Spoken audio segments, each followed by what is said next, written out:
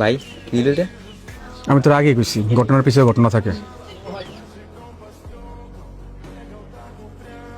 আসিফ, সামান্য সভাপতি হয়েছো, কোনো এমপি মন্ত্রী হও নাই, এতে তোমার এত দাপট। আমি তোমাকে এর আগেও বলছি, এলাকার ছোট ভাই ছোট ভাইয়ের মতো থাকো, এলাকায় কোন রকম জ্ঞানজাম সৃষ্টি করবে না। তোমার মতো এরকম বহু হাসিবকে এর আগে শেষ করে ফেলছি। তোমাকে আজকে সাবধান করতেছি, নেক্সট টাইম কিন্তু সাবধান করবো না, সরাসরি খাইয়ে দিব পোলা পানি। যা বলছি কথাটা মাথা রাখিও।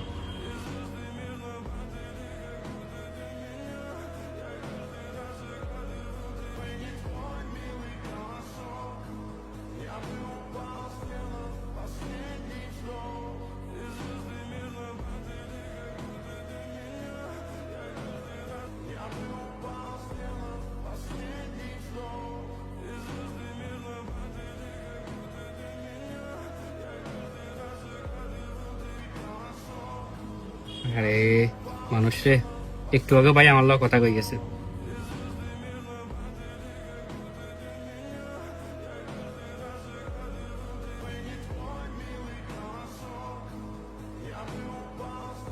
ভাই কি এক কমিটি দিলাম, এই কমিটি তো মাথায় খারাপ করে ফেলাইলো।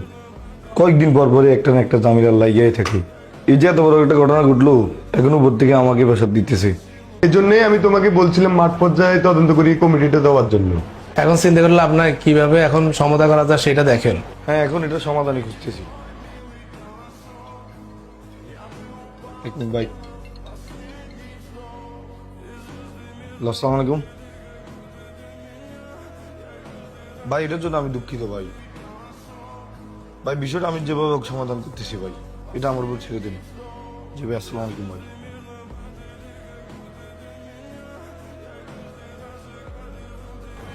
আপনি রহিমের জসিম সাহেব কি বলেন আমার অফিস আসতে? ঠিক আছে, সন্তরা, আমি কয়েকদিনের জন্য মালদ্বীপ যাইতেছি। এলাকায় এমনি একটা মার্ডার হয়েছে, সব আঙ্গুল কিন্তু আমাদের উপর চড়তেছে। সবাই ভাবতেছে এই মার্ডারের পেছনে আমাদের হাত আছে।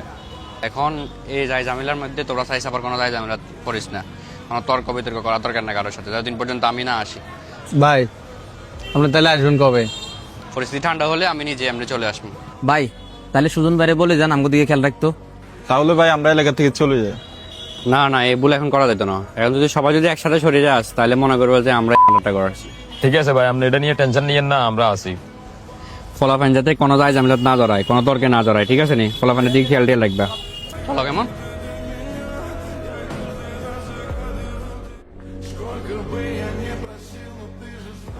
আচ্ছা, আপনাদের কাছে রাজনীতির মানে কি? এত বছর দেখছেন আমার রাজনীতি নিয়ে কোনো সমালোচনা হইতে? শুনেন, দয়া করে আমার রাজনৈতিক আদর্শ নষ্ট করবেন না। যেন কেউ বলতেন আবার রাজনীতি খারাপ জিনিস। কিছুদিন আগে যে সহেলের ছেলেদেরকে মারলো, এই ঘটনাটা তো এখনো সমাধান দিতে পারলেন না। এর মধ্যে আপনাদের এরিয়ার রাজনীতিটা পুরো নোংরা হয়ে গেছে। আগামী 48 ঘন্টার ভিতরে খবর নেবেন এই হত্যার সাথে কারা জড়িত। ভাই আর একটা কথা শুনতে চাই না আমি। ভাই আমি কিছু বুঝলাম না, এত বড় একটা ঘটনা কি ঘটাইলো? আমার মনে হয় সবকিছু নাটক করো তুমি। ভাই আপনি এটা কি দেখেন? আমি তো এটা বুঝলাম না। আমার সবচেয়ে বড় ভুল হয়েছে তোমার কত ধরে কমিটি দেওয়া। কয় টাকা পাইছি আমি, এখন তো আমার পদ নিয়ে টানাটানি। সব প্রেশারটা তো আমার উপর আপনারা দিতেছেন। 80% টাকা তো আমি আপনারাই দিলাম, আমি আর কি নিলাম? কি জসিম আমার মুখে মুখে তর্ক করতেছ? ভাই তক্র করতেছি না তো, প্রথম থেকে তো শব্দ আমার উপরে আসতেছে। ভাই আর ক্লিয়ার জানি মনে হয় এই সব কিছুর পিছনে হাসিব মেয়ের হাত আছে। না রে সাকিব, আমার এমন মনে হয় না। ঘটনার পিছনে অন্য কোনো ঘটনা থাকতে পারে। আমরা চোখের সামনে যা দেখি সবসময় তা হয় না। আদার তোর কি মনে হয়? হ্যাঁ হ্যাঁ, ঠিক আছে। কি কস তুই বলবার কথাবার্তা, নাকি এটার পিছনে তোর আদা আছে? এ ভাই আমার সমস্যা কিটা, যে কোনো বেজাল হইলে আমরা আমার জড়ানো কিনলে মানে বেজাল একটা সেটার মধ্যে আয় দেয়, সবসময় আইজ নেই ভালো লাগে না।